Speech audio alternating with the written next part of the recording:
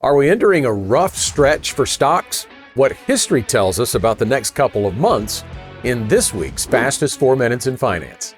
Hello and thanks for joining us. I'm Scott Inman. Well, stocks continue to defy the naysayers. While there have been significant pullbacks over the summer, the major indexes are still on a 4-year roll that doesn't happen often. At the time of this recording, the S&P 500 index is up about 12% year to date. The equal weight S&P 500 index is up 15%. And that's significant for several reasons. The S&P 500 index is weighted, meaning the performance of the larger member companies count more than the performance of the smallest member companies.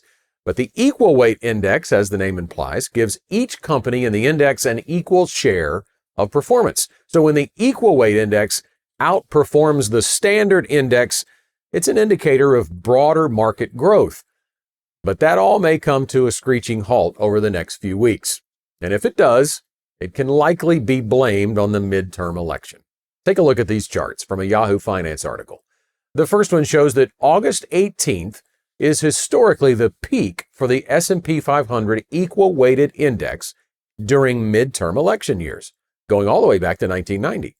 That's represented by the purple line. You can see when compared to the green line, which represents all other years, the months prior to the midterm election can be quite ugly.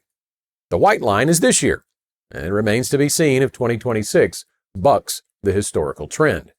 The second chart shows that midterm election weakness spreads across many major indexes. Since 1990, the S&P 500 is down on average 5.1% from August 18th through October 11th in a midterm election year. The equal weight S&P down 6%.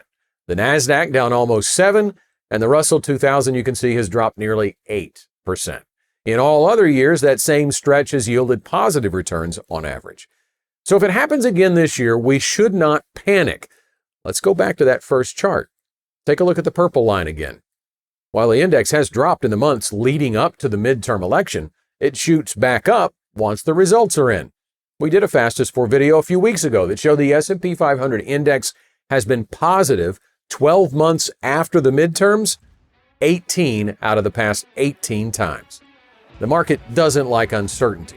Control of Congress is up in the air for the next few months, and that uncertainty is likely to create volatility.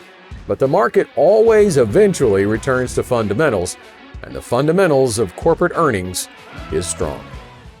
Want to become smarter financially in 4 minutes or less? Sign up at fastest4.com to get insights and updates like this delivered to your inbox weekly.